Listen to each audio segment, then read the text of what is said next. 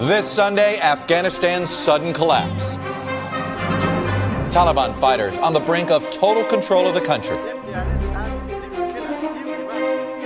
And they have entered the capital city of Kabul, prompting the U.S. to increase the number of troops for the evacuation of the embassy, which has begun. President Biden, though, standing firm on the U.S. withdrawal. We're going to continue to keep our commitment, but I do not regret my decision. I'll talk to Secretary of State Antony Blinken and to NBC News' Richard Engel, who's in Kabul. Also, the growing COVID crisis. We're in an emergency situation here, no doubt about it. COVID cases rising nationwide, overburdening hospitals. We're not machines. We can't continue to do this forever. With children now caught in the middle over mask mandates in schools. I had two actually in school, and neither one of them will wear masks. Now we're seeing more kids who are symptomatic and more kids who are being hospitalized due to the Delta variant. My guest this morning, epidemiologist Michael Osterholm of the University of Minnesota. And a changing country. The new census report, rural America shrinks as urban America grows. What that means for political power in the coming decade. Joining me for insight and analysis are Democratic pollster Cornell Belcher, Ann Guerin, White House correspondent for The Washington Post, Republican pollster Kristen Soltis Anderson, and Peter Baker, Chief White House correspondent for The New York Times. Welcome to Sunday. It's Meet the Press. From NBC News in Washington, the longest-running show in television history. This is Meet the Press with Chuck Todd. Good Sunday morning. The scale of the developing disaster in Afghanistan has exceeded even the most pessimistic of predictions. Taliban forces seized control of the city of Jalalabad without a fight overnight. They've now entered the capital city of Kabul. They're negotiating with the government to take over the city without bloodshed. They're looking, though, for unconditional surrender. President Biden yesterday increased the number of troops he's sending to Kabul right now to help evacuate Americans and our allies, and the U.S. Embassy evacuation has now begun in full. In just the past week, the Taliban have overrun government forces, seizing control of roughly 24 provincial capitals, often without a fight, as the Afghan army simply melts away. The peril for President Biden is clear. He runs the risk of repeating the very Saigon in 1975 image he had hoped to avoid. In a statement yesterday, though, Mr. Biden said the troop withdrawal deal that President Trump struck last year was what tied his hands. Quote, it left the Taliban in the strongest position militarily since 2001 and imposed a May 1, 2021 deadline on U.S. forces. That said, the collapse we're witnessing is happening on President Biden's watch, and the blame will inevitably fall to him if the fallout is as bad as some fear. Yes, Americans in both parties supported an end to this 20-year forever war, but they also want security, and no one likes to see America humiliated. And the collapse of Afghanistan into the hands of the Taliban is likely to haunt Mr. Biden's legacy, especially if the country once again becomes a base for terrorist groups like Al-Qaeda, and there are renewed attacks on the U.S. and the West. The Taliban are sweeping across Afghanistan, taking control of at least 30 of its 34 provinces over the last 10 days and their provincial capitals, including Afghanistan's second and third largest cities. Now they're in Kabul. Just last month, President Biden promised there's going to be no circumstance where you see people being lifted off the roof of a embassy. But now, President Biden has ordered troops back in Afghanistan, raising the total to 5,000 to secure the evacuation of the U.S. Embassy, which has now begun. The embassy staff have been instructed to shred sensitive documents and destroy computers. The airport is now the only safe way in or out of Afghanistan. That's one of the reasons why we move these forces, or we're moving these forces into Kabul to assist with this particular mission, because we know that time is a precious commodity here. Just 1,200 Afghans who worked for the United States as interpreters or in other jobs have been evacuated to the United States. Roughly 88,000, including family members, could need to be evacuated, according to a nonprofit advocacy group. We have a sacred moral obligation to help those who have helped us, and we're not walking away from that. And the United Nations is warning of a larger humanitarian disaster. If they arrest us, they will kill us. Everyone, they will kill us. Given the situation right now, how do you see the future for women in Afghanistan? Taliban are not afraid of the world superpowers. They're not afraid of the B-56 or B-52. They're afraid of the women. The top U.S. general in Afghanistan warned last month that a Taliban takeover could allow Al-Qaeda to rebuild. If that pressure comes off, I believe they're going to regenerate, and I think it's only a matter of time before we see them assert themselves and begin to plan attacks against our homeland. Now, as President Biden stands by his withdrawal strategy, But we're going to continue to keep our commitment, but I do not regret my decision. he's likely to own Afghanistan's collapse. He owns this now completely. It isn't Donald Trump's Afghan policy, it's Joe Biden's. It's a tragedy, and it's a tragedy that was entirely preventable. Up until now, most Americans have supported the military withdrawal, which was initially announced last year by then President Donald Trump. But some who served in America's longest war are asking what their sacrifices were for. I lost friends there. It's hard to understand what it was for. If this is how it ends, how do you tell veterans that it was worth it? Why did we spend the past decade there? What was the purpose? What was the goal? And joining me now from Kabul, a place he's been many, many times, is my colleague Richard Engel. So, Richard, I know you've been seeing a lot of helicopters. We're seeing the evacuation, I guess, begin. What is the sentiment like right now on the streets of Kabul? I was just walking around Kabul, and I can tell you the mood is changing. This was a city that felt different from the rest of Afghanistan. It was a cosmopolitan city that wanted to be an international hub. There was an optimism here, even in the worst days. Now there are a lot of hard stares, and people are preparing for the worst. They are thinking about where to move their families, and there are many people who don't know what to do because they work for the U.S. military. Not only translators, you have contractors, subcontractors, cleaners, security guards, and they don't know what they're supposed to do. And this city is preparing for a Taliban takeover. I was filming, and if you'll excuse, there's a lot of noise because there is a constant stream of helicopters. There was a beauty salon that we used to film at because it was a great place to see modern women, this new face of Kabul. And out front, on the glass front, they had a lot of pictures of women who had their hair done and their makeup done. They have now painted over all of that and torn down all of the posters because they know what the Taliban want, they know what the Taliban expect, and they know the Taliban are here. There is an increasing sense of lawlessness on the streets. It is intimidating. There has been some looting because you've seen a total collapse of the security forces down to local police officers. Some of them are changing out of their uniforms, wearing traditional dress. There have been looters pretending to be Taliban, just going up and ripping guns out of police officers' hands. So Afghans are worried about looting. They're worried about the Taliban's imminent arrival. They're already in pockets of the city, and they're very angry. They're angry at the U.S. They're angry at everybody. They're angry at the government, and they're worried. You know, Richard, Ryan Crocker, the longtime former ambassador to Afghanistan under the Obama administration, he said the Taliban are perhaps even meaner and more deadlier as a, whatever you want to call them, as a governing entity than they were 20 years ago. Is that your observation as well? Much so. 1,000%. 1,000%. They are much better fighters. They've been fighting against the best military in the world, the U.S. military, for 20 years. That's how guerrilla groups, insurgencies get better. They sharpen their knives on the army of their adversaries. And that's what the Taliban has been doing for 20 years.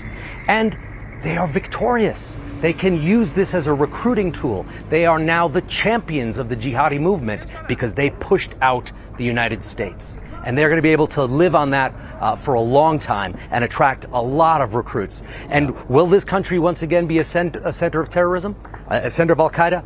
Already today, thousands of al-Qaeda and Taliban prisoners were freed from jails. Today.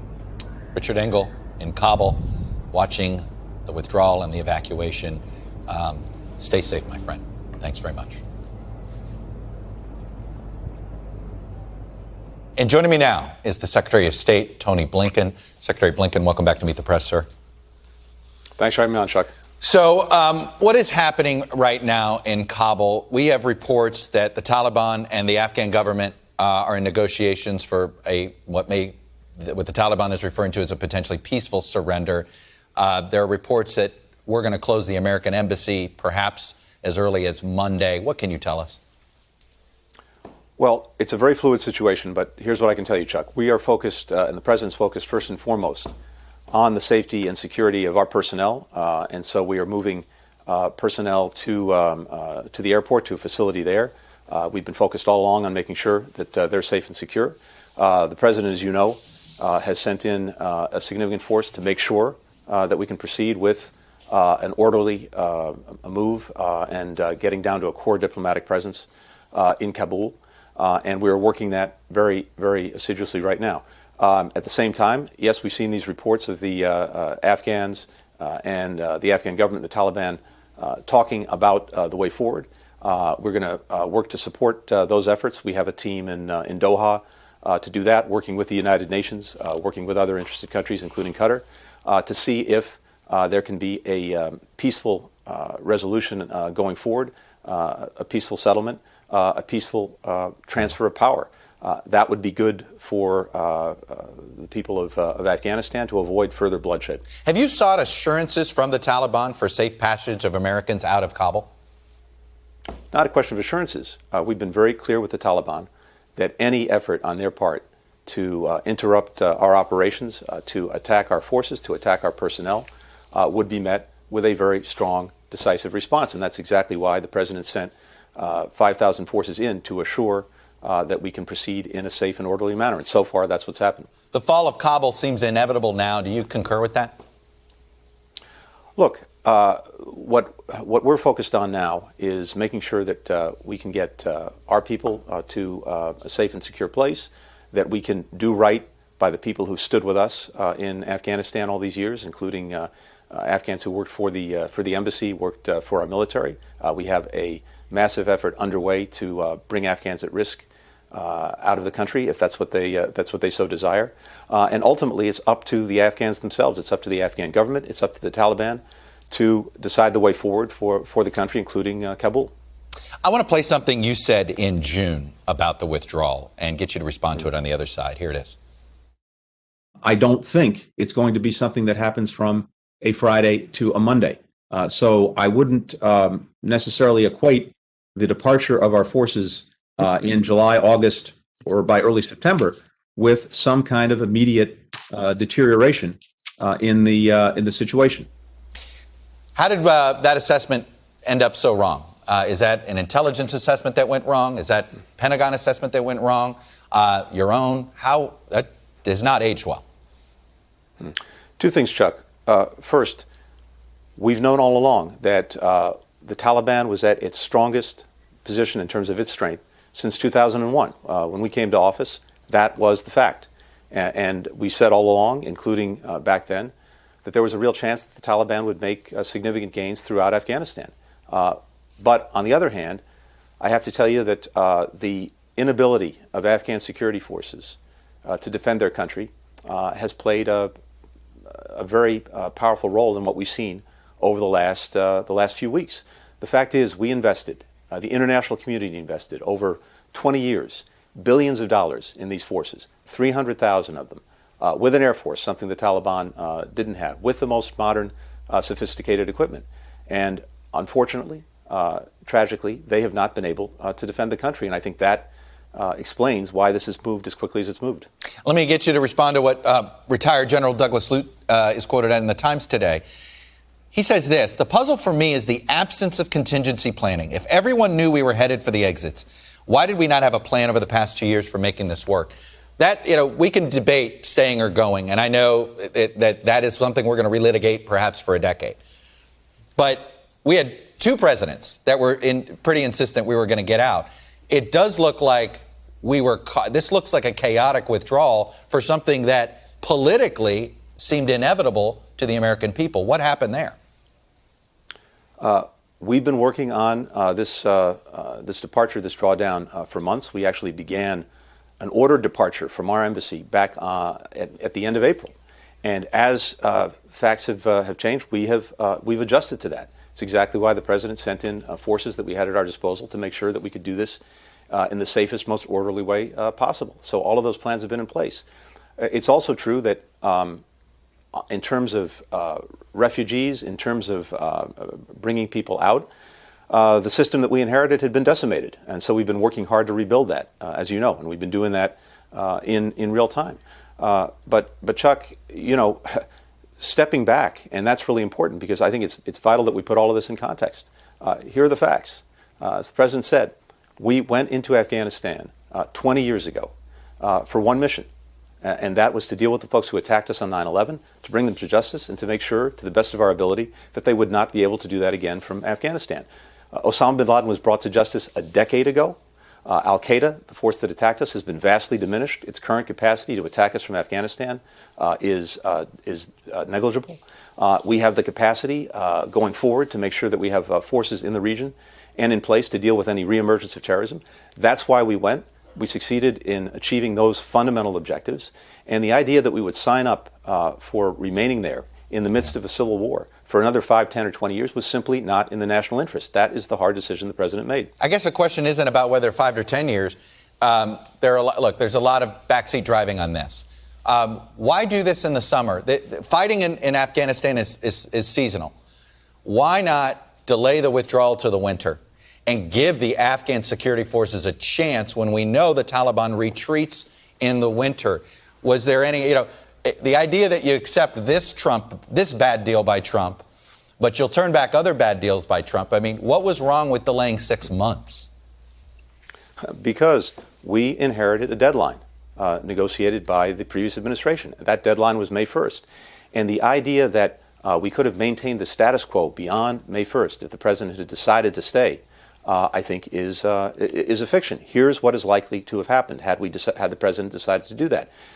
During the time from when the agreement was reached to May 1st, the Taliban had stopped attacking our forces, stopped attacking NATO forces. It had not sought to take over the entire country, by going at these major provincial capitals. Come May 2nd, if the president had decided to stay, all gloves would have been off. We would have been back at war with the Taliban, attacking our forces. The offensive you've seen throughout the country almost certainly would have proceeded. We would have had about 2,500 forces in country with air power. That would not have been sufficient to deal with the situation. And I would be on your show right now explaining why we were sending tens of thousands of forces back into Afghanistan to restart a war that we need to end. Why are you convinced that we're not going to see, in the words of reportedly of Secretary Austin in a report this morning, that he was making the case for staying a little bit longer by noting what happened after we withdrew from Iraq and the rise of ISIS? Why are you convinced we're not going to see a replay of that movie? So a few things, Chuck. First, we have and will maintain significant capacity to deal with any reemergence of a terrorist threat from Afghanistan. We do this, by the way, around the world in places where we don't have forces on the ground. In Yemen, in parts of Africa, in parts of Syria. And our capacity to do that is far different and far better than it was before 9/11, for example. At the same time, the Taliban have a certain self-interest in this. They know what happened the last time they harbored a terrorist group that attacked the United States. It's not in their self-interest to allow a repeat of that. That seems to be a lot of. Some people might say that's a bit of wishful thinking. I mean, the propaganda opportunity that they may have, particularly coming up to the 20th anniversary of 9/11, that has got to scare some folks. I mean, ISIS, when they made their expanse, it ended up inspiring acolytes to do attacks on the West, attacks in this country. Are you at all concerned about the propaganda victory these extremists are about to have on the 20th anniversary of 9/11? Chuck, what we are is extremely vigilant, and the president has instructed all of us, starting with the intelligence community, starting with the Pentagon, to make sure we're maintaining the vigilance and the capacity to see the reemergence of any terrorist threat and to be able to deal with it effectively and in real time. And we have confidence that we can do that. Are we definitely closing the embassy? We're moving people out of the embassy to a location at the airport. That's happening right now. My job, my number one priority, is the safety and security of our people. And we've adjusted along the way. As I said, we started an ordered departure from our embassy way back at the end of April. And we've done that systematically, progressively, and we've adjusted depending on what was actually happening on the ground. And that's exactly what we're doing now. So if no American is in the embassy, we've essentially closed the embassy. It sounds like you don't want to say that. No, we're going to have we're going to have our core diplomatic presence. We will. And in effect, an embassy at a location at the airport. So the physical embassy is what's moving, but there will be American diplomatic presence that will continue. That's correct. What do you say to the many U.S. troops, veterans of the Afghanistan war, who are asking themselves this morning, I mean, you saw the Washington Post story, why did my friend get blown up? For what? One former Army Ranger, it makes me angry, really angry. Another Army veteran, all the people who went and served are like, why did my friend die? And now one medic is quoted, there's just nothing really to show for it. Why were we even there? I understand that we were safe for 20 years, but they also thought they were trying to fight for something that would keep us safe for another 20 years. What do you say to them? First thing I say to them is, God bless you. God bless you for your service. God bless you for your sacrifice, for everything you've done for this country and for other people around the world. And the other thing I say to them is, you succeeded in accomplishing the mission that was set out for you way back on 9/11, after 9/11. And that is getting the folks who attacked us then, helping to bring Osama bin Laden to justice, and making sure, to the best of our ability, that al-Qaeda would not be in a position to attack us again from Afghanistan. And they largely succeeded in meeting those objectives. And so that's a very, very important, a very powerful thing. And I think they can take tremendous pride in what they've accomplished. Is America safer today with the Taliban in charge of Afghanistan? In terms of the threat posed to us before 9/11 that brought us into Afghanistan in the first place, we are in a much different and much better place than we were right before 9/11. The group that attacked us has been dramatically diminished. Its capacity to attack us again from Afghanistan, dramatically diminished. Our ability to see if it reemerges and our capacity to do something about that is very strong. And so, in that sense, I think we're in a much better place than we were 20 years ago. But I want to emphasize one point, Chuck. I've said 20 years. 20 years, $1 trillion, 2,300 Americans who lost their lives, a massive investment. And the president concluded that it was time to end this war. You know, in the 19th century, the British were there. We've now been there far longer than they have. In the 20th century, the Russians were there. We've now been there twice as long as they have. As a strategic matter, there is nothing that our strategic competitors would like more than to see us bogged down and mired in Afghanistan for another 5, 10, 20 years. That is not in the national interest. Secretary Blinken, I know it's been a long week, long weekend, and it may be a long week ahead. Thank you for spending a few minutes with us and sharing your perspective. Thanks for having me, Chuck. Appreciate it. You got it. When we come back, we're going to turn to the growing COVID crisis in the United States and how children have become the new front line in the battle over masking. Epidemiologist Michael Osterholm joins me next. Welcome back. Children have become the new battle line in the COVID pandemic, with cases among children still low but rising. 7 states, all right now with Republican governors, are now banning mask mandates in schools. Some parents are cheering those bans, while others are suing entities to prevent those bans. At the same time, the CDC is now recommending a 3rd dose of the Pfizer or Moderna vaccine for some people with weakened immune systems. Nationwide, this highly transmissible Delta variant has cases rising in all 50 states, with only half the U.S. fully vaccinated. The 7-day average of new U.S. cases is now up to 129,000. That is the highest since early February, which is exactly the same thing I said last week, except that the number's higher again. Joining me now is Dr. Michael Osterholm. He's the director for Center for Infectious Disease Research and Policy at the University of Minnesota.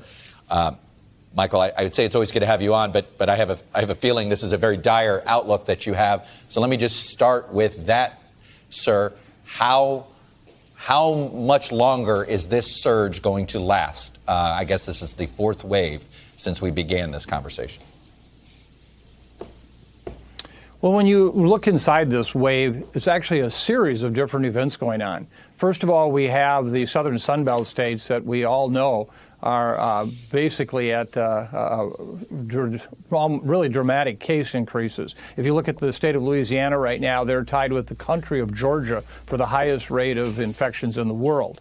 But what we're seeing happen right now is while those states are starting to potentially level off a bit, we're now seeing in the southeast, Georgia, South Carolina, North Carolina, Kentucky, Tennessee, southern Illinois all start to take off. We're seeing in the northwest, in states like Oregon and Washington. We're even seeing in the Midwest increases. So even if this increase that we're seeing in the southern Sun Belt states, which has been dramatic, we're at 83,000 hospitalizations today. A month ago, we were at about 25,000. So it gives you a sense of what's happened just in the last month. And if these other states take off, then I think this surge could sustain itself for at least another 4 to 6 weeks. Given what we saw happening in India as the Delta variant basically, came from there, it now looks like the CDC's mask guidance back in May was a big mistake. Do you concur?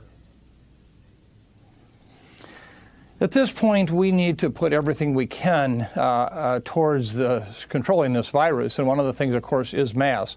But I want to qualify that by saying, and I think this has been a difficult message for many, it's the nuanced message, it's what kind of mask you're using. I would tell you, if the old car you have has a seatbelt in it and that's it, use it. But if you can get a modern car that has a seatbelt harness, a collapsible body frame, airbags, a computer system to reduce your speed with an impending crash, and shard glass so you don't get cut, use that. And we've not paid any attention really to giving the public the message that you need much more effective masking, such as the N95 mask that we talk about, or the KN95 for kids. So yes, I think masking is very important right now. Remember, while vaccination is still the number 1, 2, and 3 weapons we have, if even everyone got vaccinated today, this surge would go on as it is right now for the next 4 to 6 weeks, because these people would not yet have immunity. So what they can do today, though, is mask, but get effective masks, and that's really important. So are you saying, I'm going to hold up my mask here that I wore this morning, this one here, which is just a decent cloth mask that many of us buy on Amazon, not good? Well, let's put it this way. If you were in a room with someone who is smoking, would you smell that smoke? That is an aerosol. And you know how they travel. You've walked down the street where you get the whiff of smoke and you see somebody 20 feet in front of you. And so that's the test we have. Now, a cloth mask surely can give you some protection, but it's not the kind of protection that you get when you use a much more effective mask. We have not talked about that nearly enough. The other thing, Chuck, we've been doing a study looking at the public use of masks. We find routinely 20 to 25% of the population will continue to wear the mask under their nose. That's nothing more than a diaper for your chin. And so I think that what we want to do is inform people, yes, mask, but most importantly, give them the information about how they can get the more effective masks and how they can use them. There's a lot of people right now when it comes to kids and the virus that think back to the guidance last year when it was pretty clear that even if kids got the virus, they weren't serious outcomes. Is it changing with Delta? We're seeing more children in hospitals. Pediatric hospitals are starting to get overwhelmed. Is this just that's the largest group of unvaccinated Americans and that's why it's there? Or do we need to rethink our virus guidance for kids under 12? Well, I do believe we need to rethink it. I've been promoting that for some time. The data we have used to come up with recommendations for opening our schools is really exactly as you pointed out, from pre-Alpha, the previous variant, as well as now Delta. And this is a different virus in the sense that it's much more infectious. Now, remember, we still have 90 million Americans in this country that could be vaccinated that are not. And that alone serves as a source for infecting our kids who, as you know, under age 12 cannot be vaccinated yet. And so we do need to do more. And I would also point out the other thing that helps you understand the infectiousness of this virus is the fact that we're now seeing more and more events with outdoor air. Months ago we were saying if you're outdoors, you're pretty safe. We have had a number of events happening where, in fact, people crowded together outdoors get infected. Now, if that's happening outdoors, imagine what happens to our kids when they're closely together in schools. So I think that it is important that we recognize, and as you've seen in the first week of school in the South, we've had a number of outbreaks of cases. And so, we do have to, at this point, recognize this Delta is basically a very, very bad virus in terms of transmission. Dr. Michael Osterholm projecting that we may have another 4 to 6 weeks at a minimum of this current surge. Michael, like I said, it's good to see you, but I wish, as always, we're under better circumstances. Thank you. When we come back, the unfolding disaster in Afghanistan. How did it happen? What can be done now? And what are the political consequences? Panel is next with that discussion. Welcome back. The panel is with us. Ann Guerin, White House correspondent for The Washington Post, who has done plenty of travel to Afghanistan. Democratic pollster Cornell Belcher. Peter Baker, chief White House correspondent for The New York Times, the first American journalist in Afghanistan after 9/11, and Republican pollster Kristen Soltis Anderson. And I throw that out there for Peter and Ann to put you guys on the spot here a little bit. Peter, 20 years later, we were there. You were there to tell us how we were going to fight this group called the Taliban. Yeah. 20 years later, I mean, it's pretty clear. I mean, Secretary Blinken all but acknowledged that the Taliban's in charge now. Yeah, it's over, basically, is essentially what the Secretary Blinken said. You're right. 20 years ago, I hitched a ride on an old Soviet helicopter with the Afghan rebels going in. The CIA hadn't gotten there yet. The Special Forces hadn't gotten there yet. And you could see what kind of a country it was, right? You see a country that had been brutalized by this Taliban regime for years. It's basically a nation of battered spouses. And here we are about to hit the 20th anniversary of 9/11, and basically they're going to be back. They're going to be back exactly the way they were before. And Secretary Blinken basically conceded that we're only talking about whether there's a peaceful transfer of power. And, you know, it's interesting. In some ways, this story hasn't changed in 10 years. We've been having the same debate, which is, when are we getting out? How do we get out? And can we get out in some form of it? We have, and now President Biden has been on the same side of that debate throughout that entire time. There is consistency with him. It's worth pointing out. The basic argument is, can nation building work? And if it can work, then how long do you give it? And his argument is that we've been giving it a year and then 6 months and then another year and then 5 years, and it never works. So, you know, that part of it, I think, he's trying to bring to a close. But the basic argument of, can Afghanistan succeed as a democratic experiment, I believe we have the full answer of today. I want to show the political fallout. Both of you are pollsters, Kristen and Cornell, and I'm going to put up some numbers here. This is why perhaps both former President Trump and current President Biden felt very comfortable essentially disagreeing with the Pentagon, because we know both of them were getting arguments to stay longer. This was before all of the chaos we've been watching, but in the month of July, 70% support the decision, 77% among Democrats, nearly a little over 50% among Republicans, 56%. So, Cornell, are these images going to change the politics of this? You know, because I'm a presidential campaign dork, I remember in '96, Senator Lugar talking about how, in his presidential campaign, how Americans' prosperity was connected to America's leadership in the world. He may be right. Clearly, but his campaign didn't catch fire, right? He won Vermont, I think. Right. No, I mean, Americans' attention span is awfully short when it comes to foreign policy. We don't have elections that are about foreign policy. Now, you know, the war might have been a different thing, but typically we don't have campaigns and campaigns aren't spending money talking about foreign policy. If you've got a congressional candidate who's spending their time and their resources talking about foreign policy, as opposed to talking about sort of the anxiousness that moms are having right now with their kids going back to school and the uncertainty of the economy, you're talking probably looking at a congressional candidate who's going to lose. Kristen, do you expect these numbers to change? I do expect these numbers to change. I think in part because that 70-some% of Americans who said they would support withdrawal from Afghanistan were not signing up for the failure of planning, intelligence, and imagination that we are seeing unfold on TV screens today.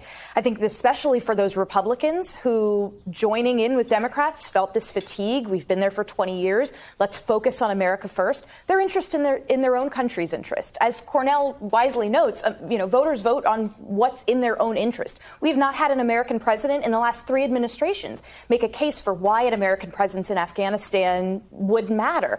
But I do think that seeing consequences, if, for instance, al-Qaeda is able to reestablish a base and launch attacks against the United States, suddenly issues like national security and terrorism go from being pretty low on the list to being top number 1 of the list for voters. Peter, why do you think we didn't have somebody make the case that Bagram Air Base and Kabul was South Korea, was Japan, was Germany?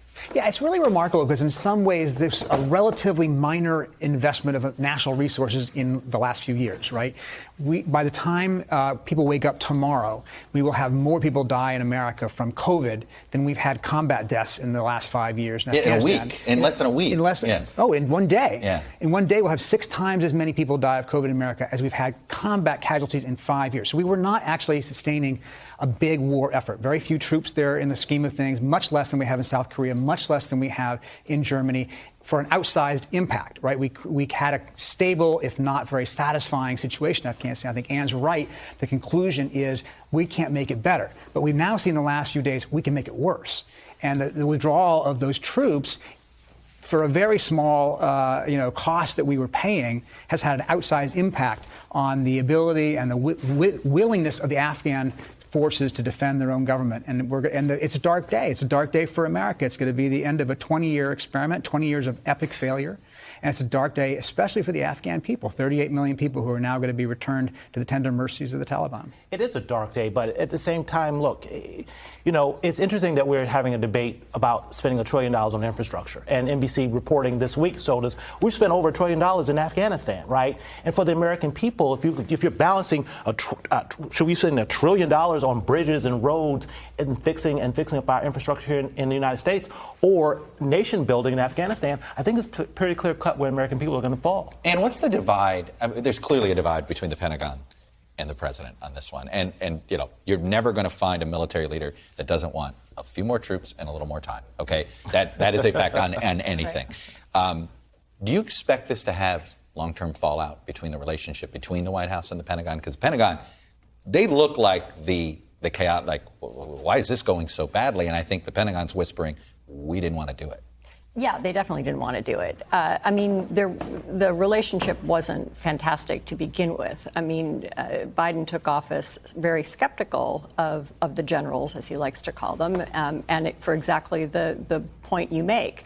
He thinks that Obama got jammed, that's his word, during the surge, and he was determined not to be jammed himself. So when you have that as the predicate, I think the argument that they then had about whether or not to keep a teeny tiny little force at Kabul and at Bagram as a preventative, and basically as spies to keep an eye on counterterror operations, keep an eye on Iran, keep an eye on Pakistan. That was the military argument for leaving a small residual force behind. And I think that then you had the president say no. They're just when Donald Trump said we're getting out completely. That means that once we leave anybody there, they become targets. And I also think he saw the possibility and the opportunity to do what no other president had been able to do before and end it. And that was more important to him than any of the arguments about why a very small force might be cost effective in the long run. Kristen, Mitch McConnell was on one side of this inside the Republican coalition, and Donald Trump was on the other. It's pretty clear this probably would have been just as bad, if not worse, under what Trump wanted to do. He wanted to pull everybody out by Christmas. And if he had won re-election, perhaps he might have done that. Is this a big blow for the isolationist wing of the GOP? Will this weaken Trump's hold over time or no? I would expect you to begin to see a resurgence of this kind of Reagan peace through strength approach within the Republican Party if they view this as a sign that by pulling back our deterrence, suddenly the bad guys around the world feel like they have more of a free hand to operate. And whether that expresses itself as Republicans being even more hawkish in places like Iran, wanting to be more deterrent there, being more deterrent in terms of North Korea, being more deterrent in terms of China, making sure that they don't decide to cause mischief around Taiwan, I would expect that Republican foreign policy is going to begin being more focused on projecting strength around the world, not less. All right, I'm going to pause the conversation here. When we come back, it was Census Week. Changing America. For data nerd like me, it was a huge week. Manna from heaven with data. And guess what? We learned a lot about what some of our political assumptions are that maybe not so fast. We'll have more in a minute.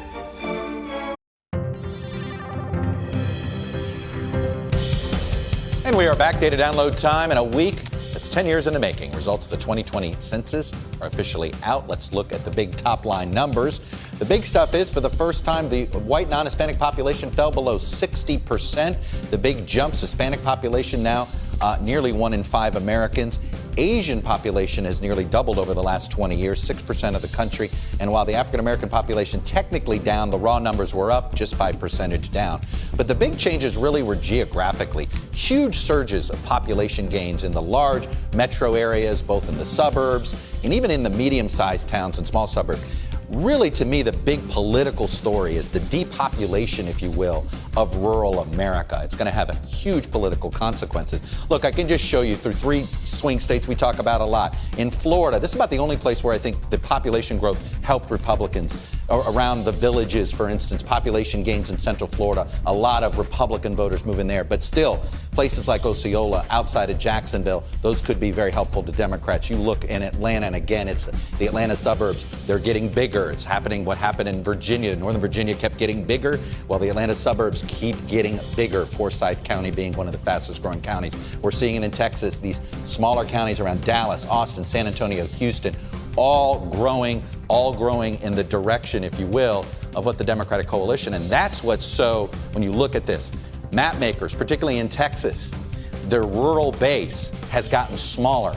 The suburban areas have gotten bigger. Can they even draw districts that definitely favor the Republican side? That's going to be a real challenge, and why long-term this census may be a harbinger for more Democratic power, even if in the short term Republicans gain in 22.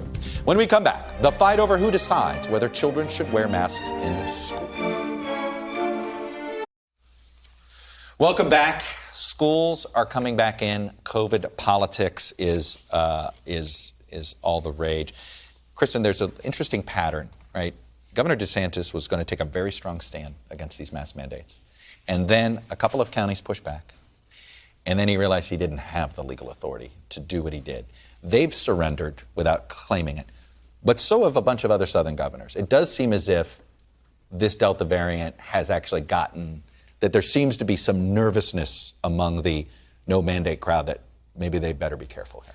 The numbers are really scary. What we're seeing, and this is not just a red state or blue state thing, as your guest earlier in the show noted. Yeah. The northwestern United States is starting to have outbreaks. You've got states like Nevada where you've got a Democratic governor voted for Biden, but they're still experiencing some pretty scary numbers. And I think you're seeing that COVID doesn't care about your politics. COVID cares about how many people in your state are unvaccinated and being pushed inside into poorly ventilated spaces. In the Sun Belt right now, it's very hot. And so you're seeing a lot of the southern United States experience what they experienced last summer. And I think it's going to cause a lot of these governors. You've seen in Arkansas, for instance, Governor Hutchinson sort of regretting some of his policies.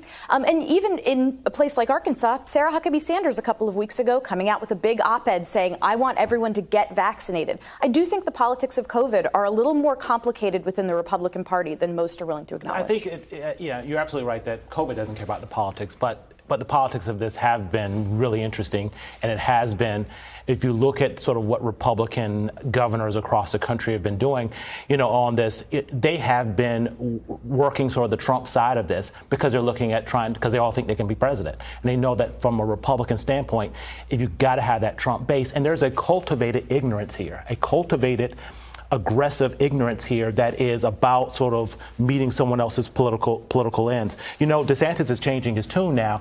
Also, at the same time, DeSantis' job approval numbers are dropping as these moms look at what's happening and sending their kids back to school. I was just going to say, Ann, it does feel as if, it's funny. I think all of the I don't want to say that Biden his numbers have fallen a little bit. I think it's all COVID related. Yes, there's other stuff going on, but it's sort of like as COVID goes, everything else looks worse if COVID's not going well. Well, right. I mean, that was his bet from the beginning. Yeah. I will have a successful presidency and redeem the vote that Americans placed in me, the faith Americans placed in me, if I can get ahead of the virus and roll out the vaccines effectively and fix the economy that COVID destroyed. That was it. And that's all they did for 3 months. And they really thought they were on top of it. So the fact that this, whole resurgence is coming, not only that it's coming at all, but that it is coming at exactly the moment when his legislative agenda, which they deferred, waiting to get COVID out of the way, is now actually finally rolling through.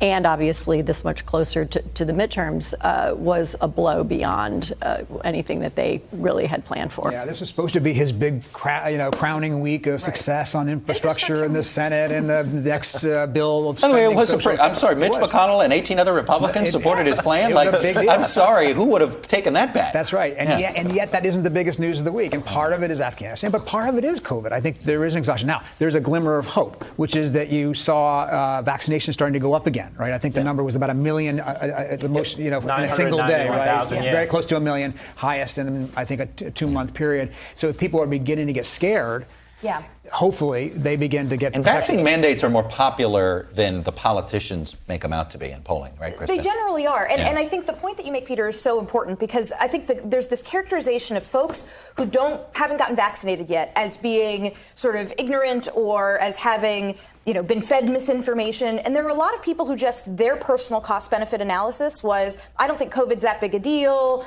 My neighbor seemed like they had a lot of side effects. And now suddenly that cost benefit analysis changes a lot under Delta. So in a way, that's the one silver lining of this horrible outbreak we're seeing is it's waking a lot of people up to the importance of vaccination. All right, I want to close with there was like a bunch of big stories this week, right? We had the census, we had Afghanistan, we've had COVID, and we had the resignation of one of the most famous names in American politics, Andrew Cuomo.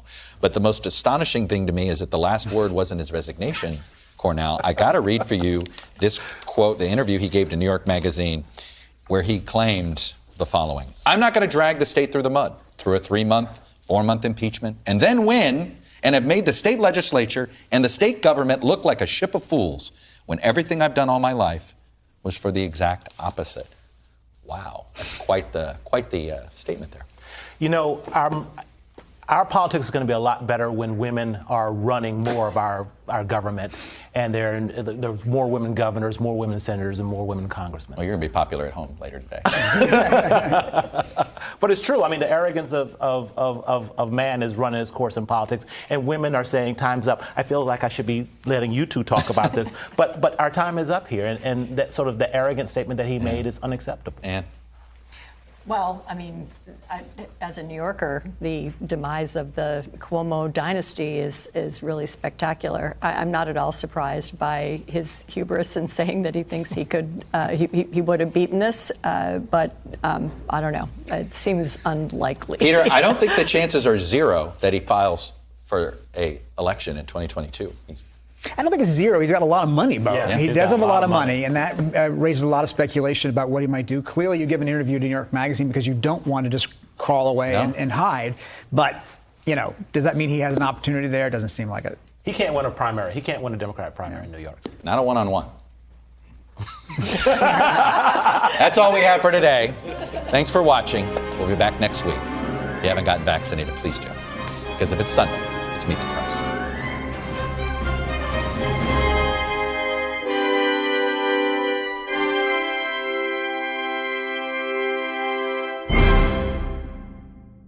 Today is now a podcast available every morning. Listen wherever you get your podcasts.